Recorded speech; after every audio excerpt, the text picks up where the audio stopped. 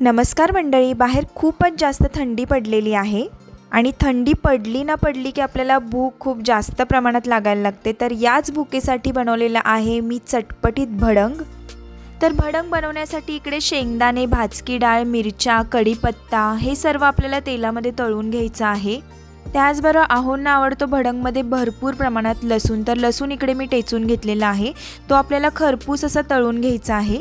तेलात कढीपत्ता टाकल्यानंतर तेल इकडे तिकडे उडते, त्यामुळे कढीपत्ता टाकल्यावर मी लगेचच त्याच्यावर झाकण ठेवलेलं आहे, जेणेकरून तेल इकडे तिकडे उडू नये आणि आपला किचन ओटा खराब होऊ नये।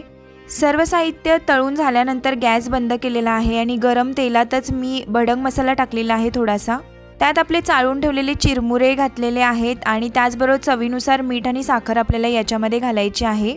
भडंग मसाल्यात ऑलरेडी मीठ असतं, त्यामुळे त्याची टेस्ट करून नंतरच त्यानुसार आपल्याला मीठ घालून घ्यायचं आहे। खाण्यासाठी तयार आहे आपलं चटपटीत भडंग।